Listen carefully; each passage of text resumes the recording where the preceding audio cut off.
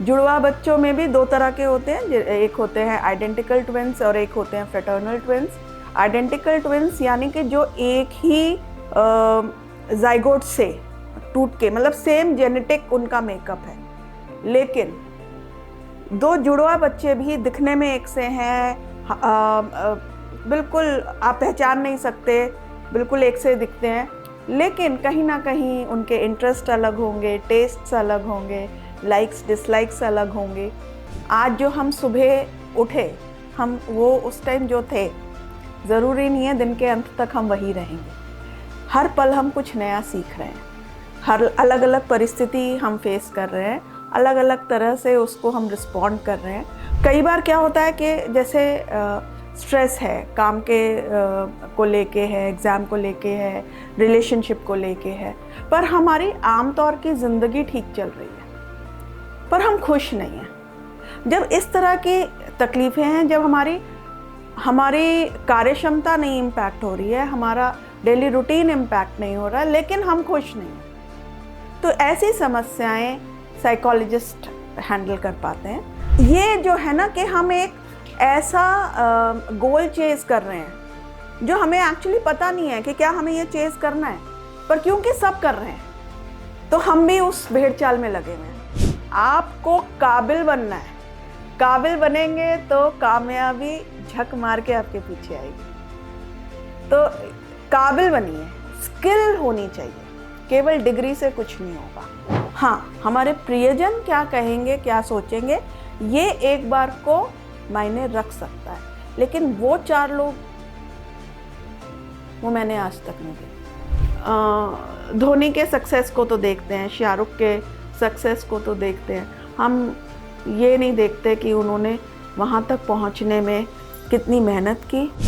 Psychology एक ऐसा शब्द जिसकी स्पेलिंग लिखने में अक्सर लोग भूल जाते हैं और उच्चारण के दौरान तो घूम जाते हैं, लेकिन साइकोलॉजी के बारे में आज आपको इसकी ABCD से पूरी तरीके से वाकिफ़ कराएंगे, पूरी तरीके से इसका परिचय कराएंगे आज के इस स्पॉटलाइट के एपिसोड में। और आज हमारे साथ जो ख़ास मेहमान हैं वो खुद साइकोलॉजिस्ट हैं, इनका नाम है डॉक्टर आराधना। पहले तो मैम बहुत स्वागत है आपका। एकल भारत का ये विशेष कार्यक्रम है जिसमें हम आपका अलग अलग विषयों के साथ एक तरीके से मुलाकात कराते हैं उन विषयों की। और आज सबसे पहले मैम जो ये साइकोलॉजी का हमने विषय उठाया है, बहुत सारी जनता, बहुत सारे जो दर्शक हैं हमारे, वो अक्सर कंफ्यूज हो जाते हैं कि आखिर ये विषय है क्या, आखिर साइकोलॉजी होती क्या है, तो इसके बारे में आप बताइए। बहुत किताबी अगर तरीके से बोलूँ तो साइकोलॉजी, साइक जो शब्द है वो लैटिन वर्ड है जिसका अर्थ है सोल, और psychology study of the soul. पर ये एक वेस्टर्न परिभाषा है।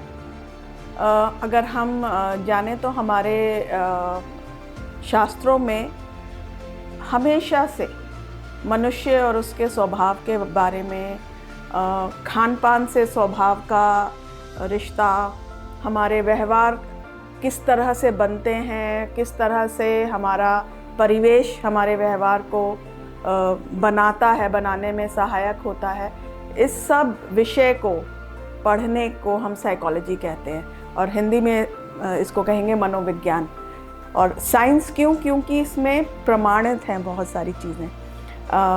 ऐसा नहीं है कि मतलब हमने एक केमिकल और दूसरा केमिकल मिलाया तो हर बार एक ही रिज़ल्ट आएगा। साइकोलॉजी अगर हम कहें तो एक इंसानी स्वभाव को, व्यवहार को, मतलब बिहेवियर को समझने का एक तरीका है, साइंस है। और इसमें सबसे बड़ी चीज़ जो है वो है कि हर व्यक्ति, हर इंडिविजुअल अलग है। कोई 2 लोग एक से नहीं हो सकते, सेम परिवेश में रहकर भी किसी ना किसी तरीके से वो अलग होंगे। अगर एक बहुत मामूली सा मैं आपको उदाहरण दूँ, 2 जुड़वा बच्चों में भी 2 तरह के होते हैं। एक होते हैं आइडेंटिकल ट्विंस और एक होते हैं फ्रेटर्नल ट्विंस। आइडेंटिकल ट्विंस यानी कि जो एक ही जाइगोट से टूट के, मतलब सेम जेनेटिक उनका मेकअप है, लेकिन 2 जुड़वा बच्चे भी दिखने में एक से हैं, बिल्कुल आप पहचान नहीं सकते, बिल्कुल एक से दिखते हैं, लेकिन कहीं ना कहीं उनके इंटरेस्ट अलग होंगे, टेस्ट्स अलग होंगे, लाइक्स डिसलाइक्स अलग होंगे। तो psychology is the study of individual differences basically, अगर हम इसको इस तरह से समझें तो। मैम बहुत ही आपने डिटेल में समझाया, और एक सवाल मैं और पूछूंगा, इसके बाद जो हमारे यहाँ पे टीम के अलग अलग कलीग्स, जो अलग अलग सदस्य मौजूद हैं, ये भी आपकी तरफ कुछ सवालों की बौछार करेंगे। लेकिन मैम एक बेसिक सवाल जो मैंने कई लोगों में सुना है कि साइकोलॉजी और साइकेट्रिस्ट, ये कई बार लोग कंफ्यूज हो जाते हैं कि आखिर अगर हमारे को कोई व्यवहार संबंधी कोई समस्या है तो कहाँ जाया जाए। तो अगर किसी को कोई प्रॉब्लम आ रही है, बिहेवियरल चेंजेस हो रहे हैं, तो वो साइकेट्रिस्ट के पास जाए या साइकोलॉजिस्ट के पास जाए, ये थोड़ा अंतर भी समझा दीजिए। तो अब इसमें ये समझने की बात है कि हम आज जो हम सुबह उठे, हम वो उस टाइम जो थे, ज़रूरी नहीं है दिन के अंत तक हम वही रहेंगे। हर पल हम कुछ नया सीख रहे हैं, हर अलग अलग परिस्थिति हम फेस कर रहे हैं, अलग अलग तरह से उसको हम रिस्पॉन्ड कर रहे हैं। तो हर व्यक्ति हर दिन बदल रहा है। पर अब और ऐसे ही नवरस हम लोग कहते हैं, 9 इमोशंस हैं। थियरीज़ में कई बार अलग अलग नंबर्स भी रहते हैं, लेकिन नवरस, हमारे कल्चर में हम लोग नवरस की बात करते हैं। तो 9 तरह के इमोशंस हैं, और अगर आप अपने आप को बहुत ध्यान से ऑब्जर्व करेंगे तो सुबह से लेकर शाम तक हम हर इमोशन किसी ना किसी समय पर एक्सपीरियंस कर रहे हैं, और ये बिल्कुल नेचुरल है, नॉर्मल है। किसी टाइम हम खुश हैं, किसी टाइम हम दुखी हैं, गुस्सा है, ये सारे इमोशंस नॉर्मल हैं। पर जब कभी कोई इमोशन हमारे साथ बहुत समय तक रह जाता है, हम बहुत दुखी हैं, कुछ दिन तक लगातार दुखी हैं, और अगर मैं साइकियाट्रिक टर्म्स में कहूँ, कम से कम 15 दिन तक कोई भी अगर इमोशन लगातार हमें 15 दिन तक इम्पैक्ट कर रहा है, तो वो एक मेंटल डिस्टर्बेंस या मेंटल इलनेस का द्योतक हो सकता है, ज़रूरी नहीं है। अब कई बार क्या होता है कि जैसे स्ट्रेस है, काम के को लेके है, एग्ज़ाम को लेके है, रिलेशनशिप को लेके है, पर हमारी आमतौर की ज़िंदगी ठीक चल रही है, पर हम खुश नहीं हैं। जब इस तरह की तकलीफ़ें हैं, जब हमारी कार्यक्षमता नहीं इम्पैक्ट हो रही है, हमारा डेली रूटीन इम्पैक्ट नहीं हो रहा है, लेकिन हम खुश नहीं हैं, तो ऐसी समस्याएं साइकोलॉजिस्ट हैंडल कर पाते हैं, उनके पास जाना चाहिए।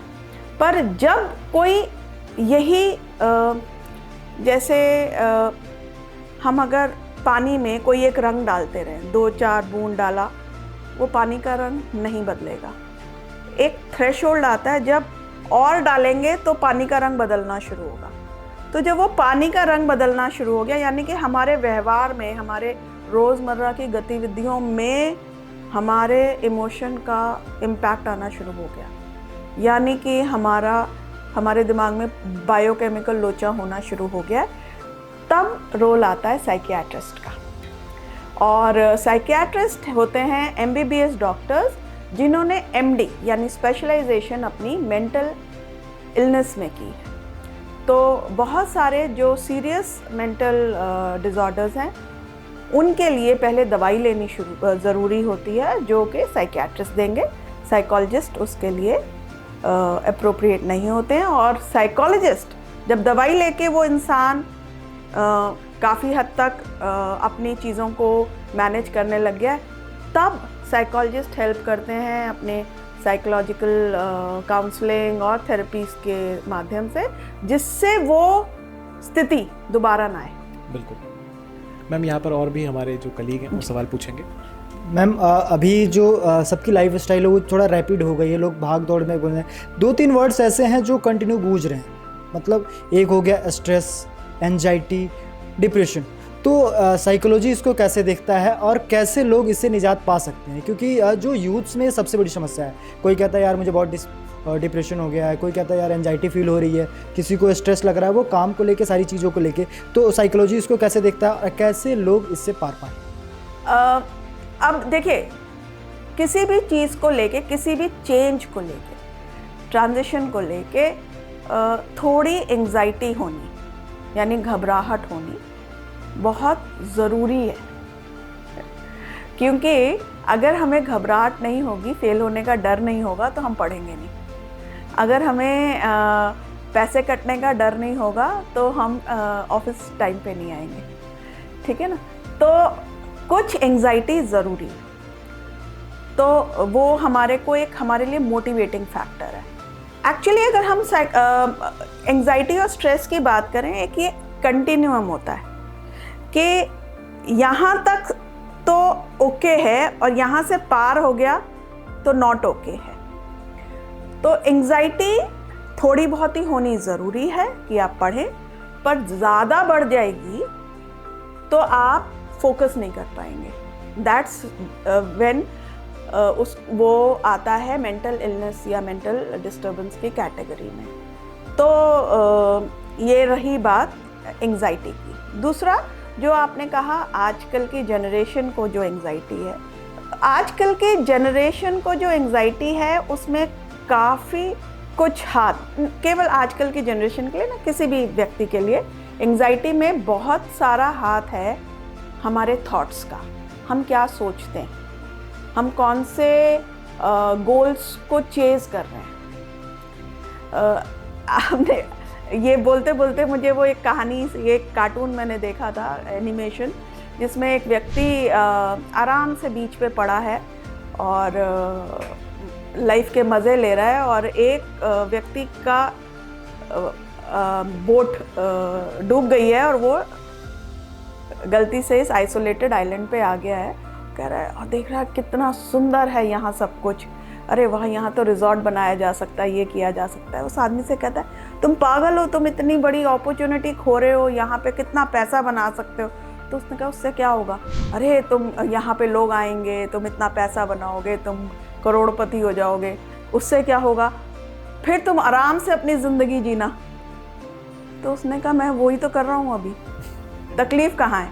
तो ये जो है ना कि हम एक ऐसा गोल चेज़ कर रहे हैं जो हमें एक्चुअली पता नहीं है कि क्या हमें ये चेज़ करना है, पर क्योंकि सब कर रहे हैं तो हम भी उस भेड़ चाल में लगे हुए हैं। तो मैम इसका निदान क्या है कि आदमी सैचुरेटेड पॉइंट पे पहुंचे, खुद को सेटिस्फाई करे? क्योंकि सबसे बड़ी समस्या यही है कि हम अपना गोल सेट नहीं कर पा रहे, या फिर हम खुद को सेटिस्फाई नहीं कर रहे। जैसे यूथ ही अपना काम कर रहा है तो उसको लगता है यार मैं काम कर रहा हूँ लेकिन मुझे उसका रिजल्ट नहीं मिल रहा है, या फिर वो जिस चीज़ को पाना चाह रहा है, स्टडी कर रहा है, फिर भी उसको रिजल्ट्स नहीं मिल रहे हैं। तो ऐसे लोग कैसे उबार पाए? साइकोलॉजी क्या कहता है? और उसके साथ साथ उनका जो दिमाग है, अगर जैसे आदमी ज़्यादा सोचता है तो आगे बहुत वो उसके लिए ख़राब हो जाए। कुछ लोग कहते हैं कि यार पढ़ते पढ़ते पागल हो गया, ऐसी भी चीज़ें आती हैं। तो इसको कैसे पाता है? देखिए, हमें पहले तो अपना उद्देश्य मालूम होना ज़रूरी है। अब जैसे मैं बहुत सारे यंग लोगों से बात करती हूँ, मैं पूछती हूँ आप ठीक है, आप आगे लाइफ में क्या चाहते हो, क्या देखना चाहते हो, क्या करना चाहते हो, आज से 10 साल बाद आप कहाँ अपने आप को देखना चाहते हो।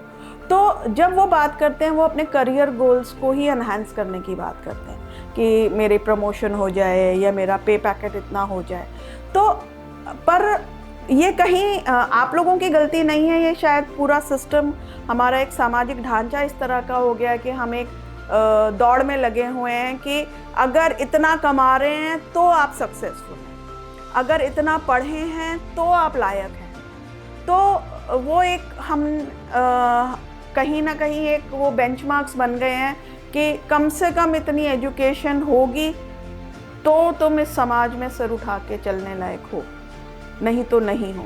तो वो कहीं ना कहीं मुझे लगता है हाँ, हम लोगों की गलती है कि हमने इस चीज़ को बढ़ावा दिया, और हमें इस चीज़ को कहीं ना कहीं अब यूथ को ही ये रोकना पड़ेगा। क्योंकि अब जैसे जो नई एजुकेशन पॉलिसी आई है वो इसी चीज़ को लेकर आई है कि आपको काबिल बनना है, काबिल बनेंगे तो कामयाबी झक मार के आपके पीछे आएगी। तो काबिल बनिए, स्किल होनी चाहिए, केवल डिग्री से कुछ नहीं होगा। और आजकल यूथ को क्या हो गया कि डिग्रियां इकट्ठी कर लें और हमसे उनसे पूछें कि आप कर क्या सकते हैं, हुनर नहीं है। तो हुनर पे फोकस होना ज़रूरी है, उससे एंजाइटी कम होगी। इन सब के बीच में जो सबसे बड़ी चीज़ आती है वो पेरेंटिंग और टीचिंग, उनका क्या रोल है? बहुत बड़ा रोल है, बहुत बड़ा रोल है। कहीं भी अगर हम जब किसी भी कोई बच्चा कोई अडल्ट हमारे सामने आता है तो हम चाइल्डहुड हिस्ट्री में जाते हैं। हम ये जानना चाहते हैं कि किस तरह से माँ बाप ने क्या संस्कार दिए हैं, क्या आदतें डाली हैं। तो पेरेंटिंग का बहुत बड़ा रोल है।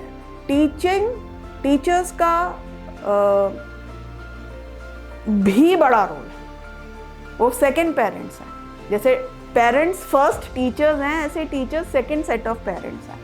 तो हमारे को गुरु ही दिखाता है कि किस दिशा में जाना है। अगर गुरु ने ही सिर्फ नंबरों पे फोकस कर दिया, या जैसे हमारे आज के एजुकेशन सिस्टम की यही एक विडंबना है कि हम शुरू से बच्चे से कहते हैं पढ़ोगे नहीं तो अच्छी नौकरी नहीं मिलेगी। हमने एजुकेशन को, शिक्षा को नौकरी से जोड़ दिया है, जबकि शिक्षा का सही अर्थ है हमारी सोचने की क्षमता का विकास। प्रश्न करना ज़रूरी है। जैसे मैं हर व्यक्ति से कहती हूँ कि आपका एक सवाल अपने आप से हर बार होना चाहिए, ये जो मैं कर रहा हूँ या कर रही हूँ क्यों कर रही हूँ, इससे मैं कहाँ पहुँचना चाहता हूँ, मेरा लक्ष्य क्या है।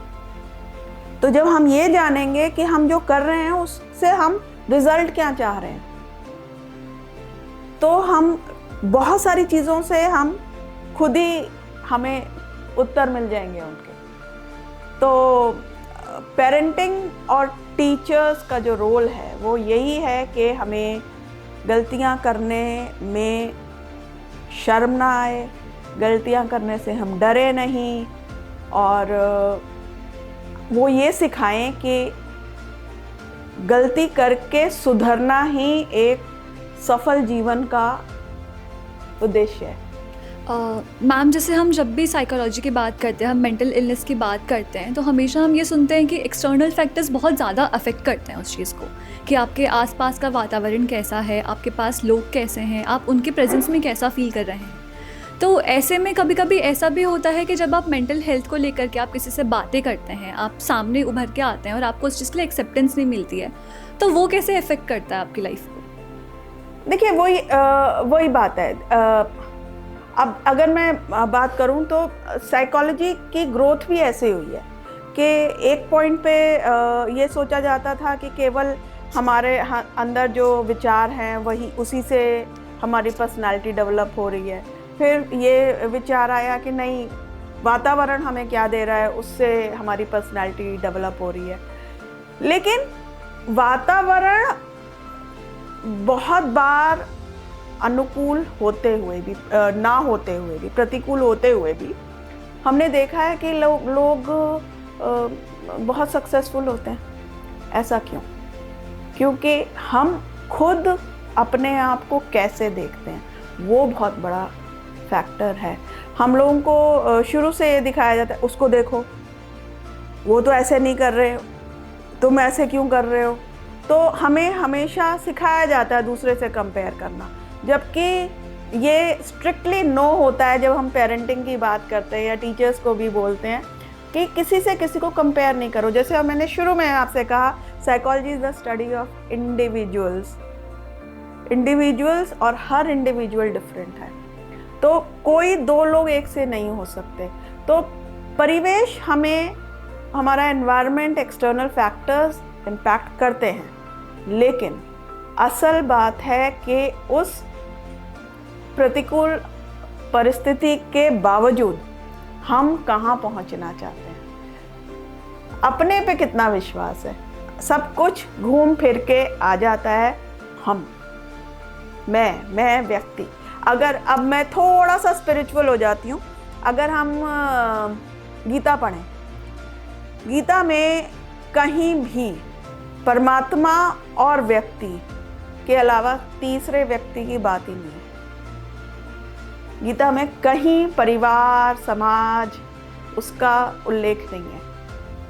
आपका धर्म, एक व्यक्ति का धर्म। तो अगर हम ये मान के चलें कि मुझे ये शरीर, ये आत्मा मिली है एक मनुष्य रूप में, तो मुझे क्या काम पूरा करने के लिए भेजा गया है। हालांकि ये बहुत ऊंची बात हो गई, आप लोगों की एज के लोग शायद इस तरह से अभी नहीं सोचते हो, लेकिन अगर हम व्यवहारिकता से सोचें तो योर पर्सनल गोल्स, आपका कंपटीशन केवल आपसे है कि आप जो कल थे उससे आज कैसे 1% बेटर बन गए। बस आप केवल इस पे फोकस करोगे और आप ग्रो करोगे। जितना आप ये देखोगे दूसरे क्या कह रहे हैं मेरे बारे में या दूसरे क्या कर रहे हैं, उतना ही आप अपने लक्ष्य से, अपने सक्सेस के गोल से डिस्ट्रैक्ट हो गए और वहीं फिर डिससेटिस्फैक्शन आने का स्कोप बन गया। Ma'am last question for me, जैसे मैम आजकल हम लोग हमेशा बातें होती है कि 42 आवर्स वर्क वीक या फिर 48 आवर्स वर्क वीक, काम करते रहो, घर भी जा रहे हैं तो हम फैमिली में या घर के कामों में बिजी हो जाते हैं, हम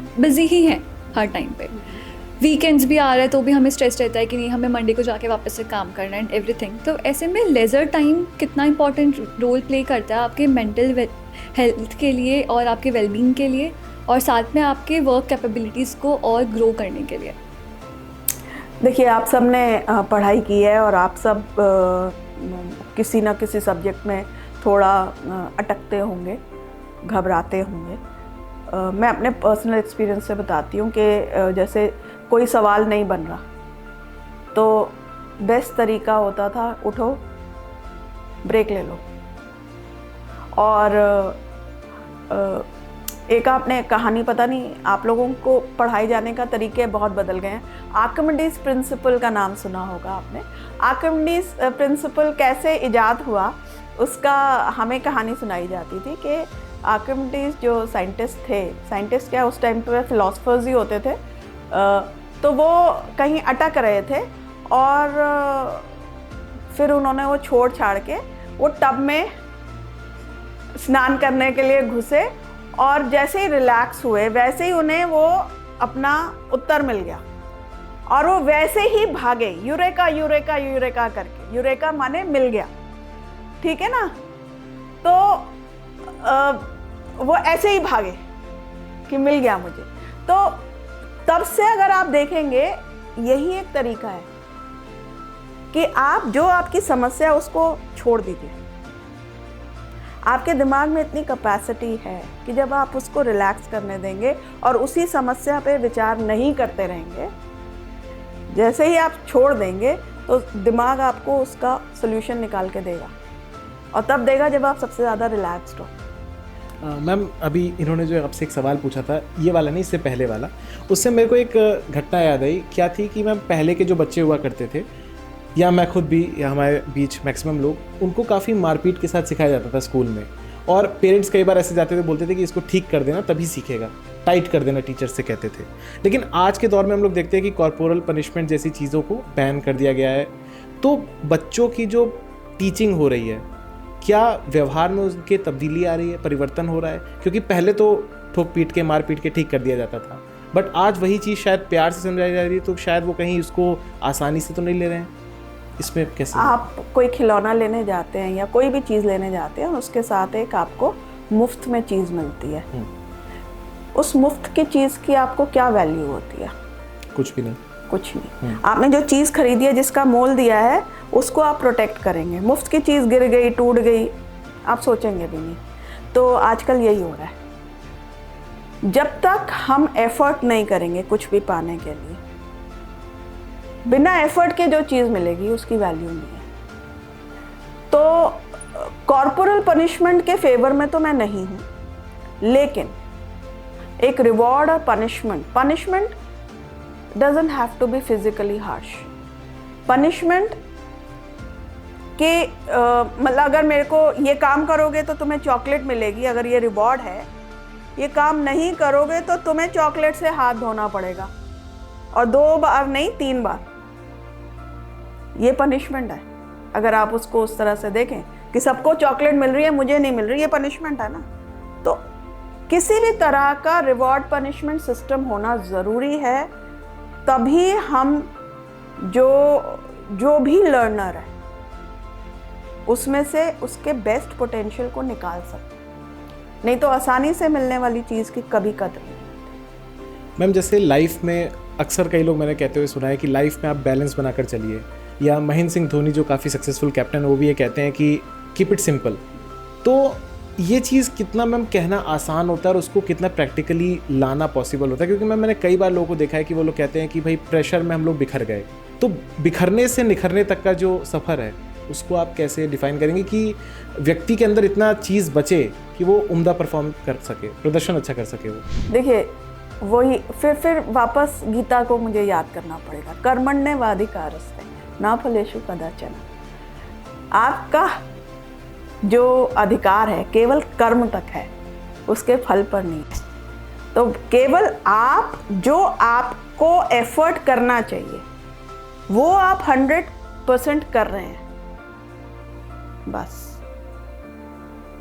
अक्सर मैम कहा जाता है ना कि वो 4 लोग क्या कहेंगे, समाज क्या कहेगा। अब ये तो 4 लोग मैंने आज तक देखे नहीं, आपने देखे हो तो मेरे को ज़रूर परिचय करा देना, क्योंकि जब हम तकलीफ में होते हैं तब ये 4 लोग नहीं होते, तब वही 4 लोग होते हैं जो हमारे आंसू पहुंचने वाले हमारे प्रियजन होते हैं। तो हाँ, हमारे प्रियजन क्या कहेंगे, क्या सोचेंगे, ये एक बार को मायने रख सकता है, लेकिन वो 4 लोग वो मैंने आज तक नहीं देखा। मैम, मेरा क्वेश्चन मेंटली हेल्थ से रिलेटेड है कि जैसे हम अपनी बॉडी को फिट रखने के लिए डेली योगा करते हैं, हेल्दी फूड्स लेते हैं, तो ऐसा कुछ मतलब हम अपने माइंड को भी ठीक रखने के लिए डेली अपने रूटीन में ऐड कर बहुत सुंदर सकें? सवाल पूछा आप, क्योंकि अगर कभी आप मेरा प्रेस्क्रिप्शन किसी के पास देख लेंगे ना, तो कई बार लोगों ने मुझसे सवाल भी किए हैं, मैम आपके प्रिस्क्रिप्शन पे लिखा होता है balanced diet, lots of fluids, physical exercise, मतलब हम साइकोलॉजिकल काउंसलिंग के लिए आए हैं, पर एक healthy mind lives in a healthy body, ये हम भूल जाते हैं। इसके पीछे बहुत सारी साइंस है, मैं उसमें नहीं जाऊंगी, लेकिन अगर हम अंदर से हमारे फिजिकली बॉडी हमारी बेचैन, ठीक है, मान लीजिए आप इतने काम में व्यस्त हैं, आपको बहुत देर से बहुत प्यास लग रही है और आप पानी आप छोड़ के नहीं जा सकते हैं अपना काम, और कोई दिख नहीं रहा जिससे हम पानी मंगा सके। अब आप स्ट्रेस में हैं, इतने में कोई आपसे कोई एक और डिमांड कर दे तो आप क्या करेंगे? आप झल्ला के पड़ेंगे, ठीक है। तो इसीलिए एक हेल्दी बॉडी बहुत ज़रूरी है अगर हमें माइंड हेल्दी रखना है। तो मेंटल हेल्थ की शुरुआत भी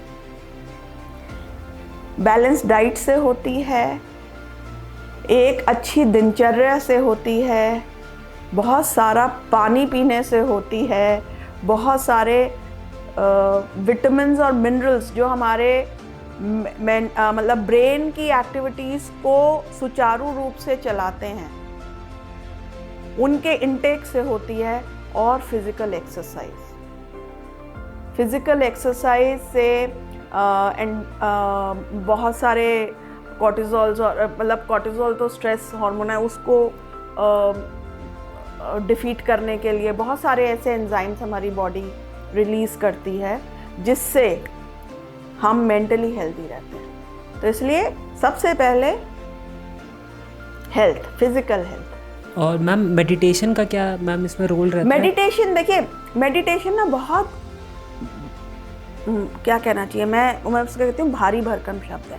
आप मैं जैसे लोग जिस तरह से मेडिटेशन जैसे ही बोलते हैं ना, लोग सोचते हैं हम ऐसे बैठ जाएंगे और मेडिटेशन का अर्थ है कि हम केवल एक विचार पे, और वो विचार कैसा है, वो बहुत सुखद विचार है, और उसका तरीका क्या है, फोकस है बेसिकली मेडिटेशन के। आप जो आपके दिमाग में सारी चिंताएं चल रही हैं, बहुत सारी विचार चल रहे हैं, अरे यहाँ बैठे हैं और हमें याद आ रहा है, अरे वो बैंक वाले को वो स्टेटमेंट देनी थी, अरे वो डॉक्टर ने ये कहा था, अरे वो उसने ये मांगा था, अरे वो करना था, अरे पता नहीं आज गैस तो नहीं खुली, इतने सारे विचार चल रहे हैं, ठीक है। अब इन विचारों को शांत करना और उसी मोमेंट में रहना। जब आप कोई अपना काम कर रहे हैं, जब आप इतना खोए हुए हैं, तन्मय हैं उस काम में, वो मेडिटेटिव स्टेट है।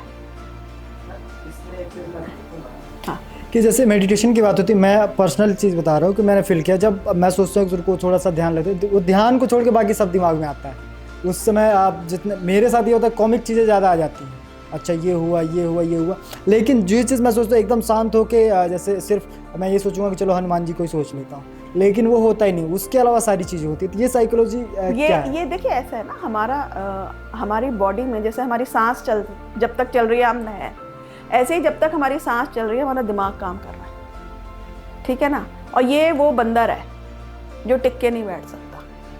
तो इस बंदर को अगर हम कोई काम दे देंगे, उसमें बिजी रहेगा तो ये स्थिर रहेगा। लेकिन वो काम कैसे, देखिए हम तो सोच रहे कुछ और काम देने के लिए, लेकिन वो काम कुछ और करने नहीं, वो आपको अगर ये लगता है कि आपके दिमाग में विचार कोई और डाल सकता है तो सोच के बोलिएगा ये बात। आपको मैं अगर कहूँ कि आपने कहा कॉमिक विचार आते हैं, मैं कहूँ कि आप वाल्मीकि रामायण पढ़िए संस्कृत में, और आपको बिल्कुल रुचि नहीं है उसमें, तो आप तो हनुमान जी को ही इमेजिन करेंगे कि वो छलांग मार के आम रूपी सूर्य को ग्रसने गए हैं, ठीक है ना। तो आप वो सोच रहे हैं जो आपको अच्छा लग रहा है। मैम एक सवाल मेरा और है, मतलब एक के अंदर ही दो सवाल है, फिर और को भी हम देंगे चांस। मैम जैसे मैं आजकल लोगों में देख रहा हूँ कि व्यवहार परिवर्तन बहुत जल्दी हो रहा है, और इसके साथ जो मैं लिंक करूँगा वो ये है कि लोगों के अंदर जो धैर्य है जो ख़त्म होता जा रहा है और डेस्परेशन बढ़ती जा रही है। पता नहीं क्यों मैम, मैंने बहुत टाइम से देखा कि लोग रिजल्ट ओरिएंटेड ज़्यादा हो गए हैं, उसमें प्रोसेस में वो लोग नहीं जा रहे, रिजल्ट रिजल्ट रिजल्ट उसकी रट लगा रखी है। इस बीच जो व्यक्ति की सोच है, उसकी क्रिएटिविटी है, उसका समूल नाश हो रहा है।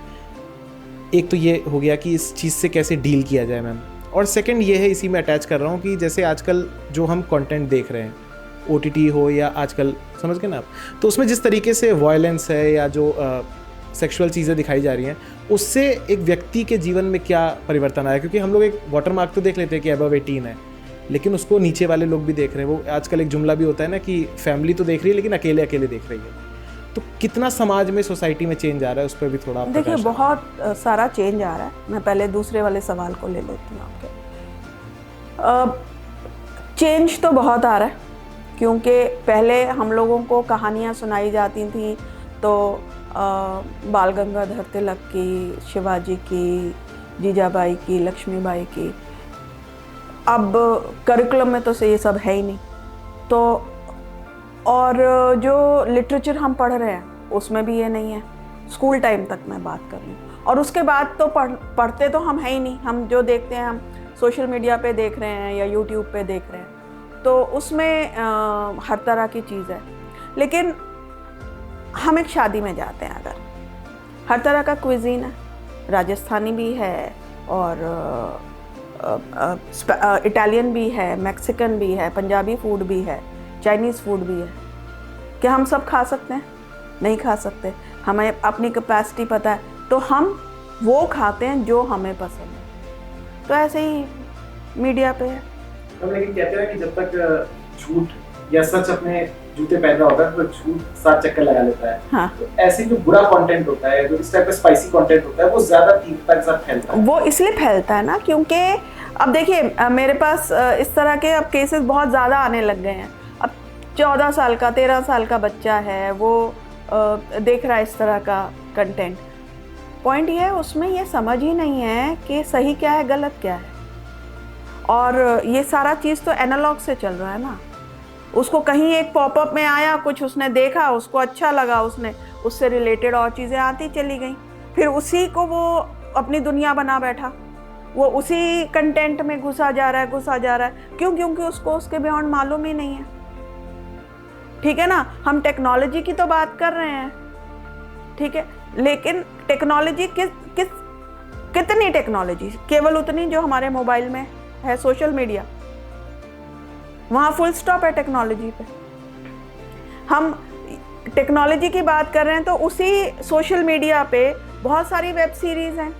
जो अभी एक सीरीज़ थी रॉकेट बॉयज़, वो पूरी इंडिया का एटॉमिक प्रोग्राम कैसे बना, या विक्रम साराभाई ने किस तरह से हमारे सैटेलाइट प्रोग्राम को लॉन्च किया, कैसे दूरदर्शन आया, वो पूरा सब दिखाया है। तो वही OTT प्लेटफॉर्म्स हैं, वही सोशल मीडिया है, उस पर ये सब भी है। अब ये करने का काम किसका? ये काम है पेरेंट्स का, टीचर्स का, स्कूल्स का और हम जैसे लोगों का, जो अपने समाज के में ये जो बढ़ता हुआ नेगेटिविटी है उसको कम करना चाहते हैं। अगर हम इस तरह के कंटेंट को बढ़ावा दें, वो इस तरह से बना दें कि ये कंटेंट पहले पॉपअप करें उन बच्चों के, तो वो इसी तरह का कंटेंट देखना शुरू हो जाएंगे। पॉइंट ये है कि हम लोग क्या सही तरह का कंटेंट, उसकी पैकेजिंग ऐसे कर रहे हैं कि वो पहुंचे और वो बच्चे एक्सेप्ट करना शुरू करें। कहीं हम लोग इसके लिए जिम्मेदार हैं। और दूसरी बात ये, अब जैसे मेरे पास बहुत सारे अब इस तरह के केसेस भी आने लगे हैं कि जी ये गर्लफ्रेंड बॉयफ्रेंड और लिव इन रिलेशनशिप्स ये सब, तो अब हमारे सिनेमा में कोई आज से तो है नहीं है, ब्लैक एंड वाइट के ज़माने से है। तो क्या हम परिवार के साथ बैठ के नहीं देख रहे? वो तो परिवार के साथ बैठ के जो माँ बाप ने दिखा दिया, यानी कि उन्होंने ठप्पा लगा दिया, ये सही है। जो मैं फर्स्ट पार्ट का वो वाली बताई थी, जो आजकल धैर्य खत्म हो रहा है। धैर्य जो खत्म हो रहा है वो ऐसे है कि हम धोनी के सक्सेस को तो देखते हैं, शाहरुख के सक्सेस को तो देखते हैं, हम ये नहीं देखते कि उन्होंने वहाँ तक पहुँचने में कितनी मेहनत की और कितने साल लगे। वो हाईलाइट होना, जो प्रोसेस है ना, वो हाईलाइट होना बहुत ज़रूरी है। आजकल अगर आप देखोगे बहुत सारे पेरेंट्स भी, बच्चे तो बच्चे, पेरेंट्स अपने बच्चे को IPL तक पहुंचा दें, बस इतना क्रिकेट खेल जाए, नेशनल टीम तक ना पहुंचे, IPL में ही पैसा खूब बन जाएगा, तो क्रिकेट कोचिंग करा रहे हैं। ठीक है ना, बिल्कुल बुराई नहीं है, बिल्कुल बुराई नहीं है, हर एक के एस्पिरेशंस होने चाहिए। पर अब आप ये सोचें कि आपने 2 साल से खेल रहे हैं और वो नहीं आया, तो वो 2 साल कितने घंटे खेलना चाहिए था, किन टेक्निक्स पे काम होना चाहिए था, क्या हम उस प्रोसेस पे फोकस कर रहे हैं? पॉइंट 2 साल का नहीं है, पॉइंट ये है कि हमने कितनी शिद्दत से चीज़ें सीखी हैं। मैम, जब हम साइकोलॉजिकल इलनेस की बात करते हैं तो 3 टर्म्स हमारे पास आती हैं। एक आता है स्ट्रेस, एंजाइटी और डिप्रेशन। प्लीज़ आप तीनों को डिफाइन करिए कि क्या होती हैं, तीनों में डिफरेंस क्या है और कौन सी ऐसी कैटेगरी स्टेज है कि उसके बाद हमें मेडिसिन लेनी पड़ेगी, उससे पहले तक तो ठीक है। जैसे आपने बोला कि अगर कम है तो ठीक है, ज़्यादा है तो वो है, बट बैरियर क्या है कि ये कम है, ये ज़्यादा है? ठीक है, देखो स्ट्रेस क्या होता है, स्ट्रेस भी हमारा एक परसेप्शन है। अगर हमें लगता है कि ये काम हम नहीं कर पाएंगे तो स्ट्रेसफुल है। अगर हमें लगता है कि ये तो चुटकियों में हो जाएगा तो हम रिलैक्स्ड हैं। ठीक है, ऐसे ही अभी कल एक बच्चा आया था मेरे पास, वो नीट की तैयारी कर रहा है। उसने कहा नहीं, जब डिफ़िकल्ट पेपर आता है ना तब मुझे घबराहट होती है। अब मैंने कहा डिफ़िकल्ट किसे कहते हो? यानी कि मुझे ये पता है ये मैं नहीं कर पाऊंगा। जहां हमने इनएबिलिटी यहाँ फीड कर दिया, won't be able to do it, वहीं हमें स्ट्रेस हो गया। तो उसका तरीका क्या है? अपनी स्किल्स बढ़ाओ। जैसे मैंने पहले कहा, जितना आप स्किल्स अपने बढ़ाओगे उतना आपका स्ट्रेस लेवल कम होगा। दूसरी चीज़ जो डिप्रेशन, हमारे यहाँ ना एक जब हम पढ़ते थे तो एक सिचुएशन दी जाती थी कि क्या आप सुबह से शाम तक में किसी को डिप्रेस कर सकते हैं। डिप्रेशन शब्द जो है वो बहुत गलत तरीके से यूज़ होता है आम भाषा में। सैडनेस से शुरू होता है और डिप्रेशन उसका बहुत सिवियर फॉर्म होता है। हम दुखी हो सकते हैं, ठीक है ना। मैं आ रही थी और मेरे से पानी का ग्लास गिर गया, अब ग्लास फूट गया और उसकी वजह से मेरी फेवरेट साड़ी खराब हो गई। सैडनेस हो सकती है मुझे, ठीक है ना, पर वो डिप्रेशन नहीं। तो एक तो ये कि हर चीज़ जिससे हम दुखी हैं वो डिप्रेशन नहीं है। दूसरी बात, डिप्रेशन बहुत सीरियस चीज़ है जिसमें भूख, प्यास, नींद और जिन चीज़ों में आपकी रुचि है वो सब खत्म हो जाती है। और कम से कम 15 दिन तक लगातार ऐसा होना चाहिए, तब जाके हम उस को साइकियाट्रिक टर्म्स में हम उसको लेबल करते हैं। उसके अलावा वो सैडनेस की कैटेगरी में आता है। और वो सैडनेस क्यों है?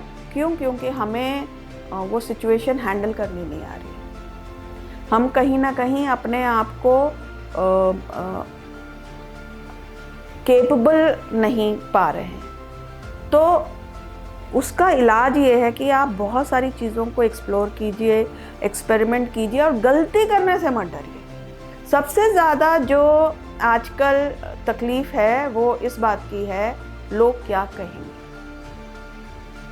और वही 4 लोग जो आप मुझे ढूंढ के बताएंगे कौन से हैं, ठीक है। तो लोग क्या कहें बाद में, हम अपने बारे में क्या सोचते हैं वो पहले। स्ट्रेस जब हम हैंडल नहीं कर सकते सिचुएशन, जब हमने तैयारी की है लेकिन हमें फिर भी घबराहट है, वो एंजाइटी, और हम कर नहीं पाएंगे और इसलिए हमने छोड़ दिया, वो सैडनेस, और बहुत एक्सट्रीम फॉर्म में डिप्रेशन।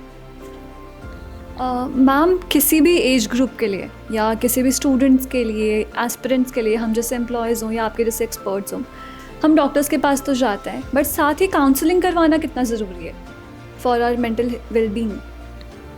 काउंसलिंग कराना, आप अगर किसी समस्या के साथ फंस रहे हैं और आप अपने दोस्तों से, परिवार वालों से भी मदद लेके समस्या का समाधान नहीं ढूंढ पा रहे हैं, तब हाँ, काउंसलिंग कराने से बहुत फ़ायदा हो जाता है। कई बार हमें जो हमारी गलत फहमियाँ हैं उनको क्लियर करने में, हमारी मिसकंसेप्शंस को क्लियर करने में बहुत मदद मिल जाती है। तो इसलिए काउंसलिंग से कतराना नहीं चाहिए, क्योंकि काउंसलर यूजुअली अनबायस्ड होते हैं हमारी, और कॉन्फिडेंशियलिटी होती है। बहुत सारी चीज़ें होती हैं, हम नहीं चाहते कि हमारे आसपास के लोगों को पता चले। हम सब में कमियां हैं और हम उन कमियों को ढांपते फिरते हैं, और वही डर कि हमारी ये कमी किसी को पता ना चल जाए, वही एंजाइटी पैदा करती है। तो इसलिए काउंसलर से मिलके बात करना कई बार बहुत लाभदायक रहता है। मैम, जैसे कि हमारे पेरेंट्स की एज के जो लोग होते हैं, बेसिकली उनका होता है हमें तो कभी एंजाइटी नहीं हुई, हमें तो कभी डिप्रेशन नहीं हुआ, तुम लोगों को बहुत जल्दी हो रहा है। तो उन लोगों के लिए कुछ वर्ड्स बोलिए कि नहीं ऐसा होता है। नहीं, मैं जैसे उनके लिए नहीं बोलूँगी, वैसे एंजाइटी भी होती है। मैं आप लोगों के लिए ही बोलूँगी, उन लोगों के लिए नहीं बोलूँगी। मतलब वो लोग सही हैं? नहीं, ये मैं नहीं कहती कि वो लोग बिल्कुल सही हैं और आप लोग बिल्कुल गलत हैं, पर पॉइंट ये है कि अगर आप ये देखेंगे ना, अडोलेसेंट जो वर्ड है वो कहाँ से उसका वो शुरू हुआ। पहले के समय में क्या होता था कि बच्चे 14-15 साल के हुए, उसके बाद और 14-15 साल के बच्चे अगर इस दौर में भी देखें 10वीं पास हो जाते हैं, है ना। तो उसके बाद उन्हें काम पे लगा दिया जाता था, और फिर इसीलिए क्योंकि काम पे लग गए, अपनी जिम्मेदारी समझने लग गए, तो शादी भी कर दी जाती थी, ठीक है पहले। और ये सिर्फ इंडिया में नहीं होता था, सब जगह यही होता था, ऑल ओवर द वर्ल्ड ऐसे ही था। फिर अब जब इंडस्ट्रियल रेवोल्यूशन हुई, इंडस्ट्रीज सेटअप होने लग गई यूरोप में, तो वही 14 साल का बच्चा अब वो भी सबके साथ, वो भी फैक्ट्री में काम करने जाएगा। तो धीरे धीरे ये पाया गया कि नहीं, अभी इसके रिफ्लेक्सेस इतने अच्छे नहीं हैं, 14 साल से 18 साल में अभी ये फैक्ट्री में जाने लायक नहीं है, वो स्ट्रेनुअस काम है, वो अभी इनको नहीं भेजना चाहिए, ठीक है। तो अब बेसिक एजुकेशन तो पूरी हो चुकी, अब 4 साल जो है, अब उन्हें जिम्मेदारी, उसको रिप्लेस नहीं किया गया। मतलब अगर ठीक है आप फैक्ट्री में काम करने नहीं जा रहे हो, तो उसको रिप्लेस कर दिया गया कि भाई ठीक है फॉर्मल एजुकेशन कर लो और अपनी एजुकेशन एनहांस कर लो, लेकिन जिम्मेदारी सीखने से हमने मना कर दिया, अभी वो बच्चा ही है। और 18 साल में, अब आप कह रहे हैं ना रेयर, यही है मेरे को रेयर सबसे जो आजकल लगती है मुझे रेयर, क्या अब तो ये बहुत कॉमन हो गई है कि 18 साल में आपके देश का संविधान आपको सरकार चुनने का तो अधिकार देती है और ये आपकी ड्यूटी है, आप सरकार चुनिए। तो यानी कि आप इतने समझदार हो गए हैं कि देश के भविष्य, देश की भलाई का सोच सकते हैं और आप अपनी भलाई का नहीं सोच सकते। आप चाहते हैं कि हमारा ख्याल तो अभी भी हम बच्चे हैं, आप ही रखिए। हमें चाहिए कि हम सुबह निकलें तो हमारा टिफ़िन पैक मिलना चाहिए। हम तो सिर्फ सुबह अगर 9 बजे निकलना है, 8 बजे उठेंगे, अपना तैयार होंगे, निकल जाएंगे। और हम रात में आए तो हमें घर बिल्कुल साफ़ सुथरा मिलना चाहिए और खाना मिलना चाहिए बना। हम तो काम करके आए हैं, ठीक है। और यही जो माँ बाप आपसे कह रहे हैं कि हमें कभी एंजाइटी डिप्रेशन नहीं होता था, वो इसलिए कह रहे हैं क्योंकि उन्होंने ये सारे काम किए हैं और ड्यूटीफुली किए हैं और उन्होंने कभी ये नहीं कहा कि हम थक गए। इसलिए वो ये शब्द बोलते हैं कि हमें कभी एंजाइटी और डिप्रेशन नहीं। क्यों? क्योंकि उन्होंने हर चीज़ को अपनी ड्यूटी माना। और ये हमारी जो आज की जनरेशन है, ये हमारा कसूर है। हम लोग सिर्फ राइट्स पढ़ाते हैं, हम ड्यूटीज नहीं पढ़ाते। 14 साल के बाद, correct me if I am wrong, labour law apply नहीं होती, चाइल्ड लेबर लॉ नहीं अप्लाई होती, ठीक है ना। तो यानी कि 14 साल के बाद हर बच्चे को अपने योग्यता के हिसाब से करना चाहिए काम, और एटलीस्ट अपना काम करना चाहिए। मैं सब भी बच्चों से ये कहती हूँ कि आप लोग ये मानते हैं कि माँ बाप की सेवा करनी चाहिए, है ना। इसका अर्थ क्या है? यानी कि माँ बाप बूढ़े हो जाएंगे, बीमार हो जाएंगे, तब ठीक है, ले जाएंगे उन्हें डॉक्टर के पास, दवाई करा देंगे, हाथ पैर दबा देंगे, है ना। माँ बाप को ना बीमार होने की आवश्यकता नहीं है हमारी सेवा के लिए। हमारी एक 14 साल के बच्चे की भी माँ बाप के प्रति सेवा ये है कि हम माँ बाप को हमारे पर्सनल काम ना करने पड़े, माँ को मेरे कपड़े ना धोने पड़े, मैं वो अपने आप कर लूँगा, मेरा कमरा मैं खुद साफ कर लूँगा, मैं अपने हिस्से का खाना खुद बना सकता हूँ। अगर माँ आराम कर रही है तो मैं माँ को आराम से उठाऊंगा नहीं, मैं अपना कुछ बना के खा सकता हूँ। ये है माँ बाप की सेवा, कि हम उन्हें फ्री करें थोड़ी ड्यूटीज से, ठीक है ना। अब आजकल बहुत कॉमन यही चीज़ हो गई है कि 28-30 साल तक अभी हम शादी के लिए तैयार नहीं है, ठीक है। और फिर आप शादी के लिए तैयार नहीं हो तो आपका सारा काम कौन कर रहा है? वो माँ। और वो माँ क्या बूढ़ी नहीं हो रही? ठीक है, उसकी कैपेसिटी भी कम हो रही है। और फिर आपको क्या पता, आपने कभी पैसा कमाया हो तो पता हो। शादी के लिए तैयार नहीं है लेकिन काम करने के लिए तैयार है। बिल्कुल, शादी के लिए आप तैयार हो या नहीं हो आपकी पर्सनल चॉइस है, लेकिन आप अपनी जिम्मेदारी लेने के लिए पूरी तरह से तैयार हो। मैम बहुत बहुत थैंक यू, आपका बहुत बहुत धन्यवाद ऑन बिहाफ ऑफ एवरीवन। तो ये थी हमारे साथ डॉक्टर आराधना जी, जिन्होंने जनरेशन गैप की समस्या से लेकर जेन जी की प्रॉब्लम्स तक और कैसे पेरेंटिंग की जाए तमाम विषयों पर अपनी राय रखी, सभी को सिखाया एक अभिभावक की तरह। और अगर एक नटशेल में अगर मैं बात करूँ तो यहाँ पर एक चीज़ निकल कर आई कि आत्मनिर्भर बने, और आत्मनिर्भर का संदेश कौन देता है? एकल अभियान भी। तो स्पॉटलाइट का ये था खास एपिसोड। जल्दी आपके साथ एक और नए व्यक्ति के साथ, नए मेहमान, नए एक्सपर्ट के साथ जुड़ेंगे। देखते रहिए एकल भारत। धन्यवाद। धन्यवाद।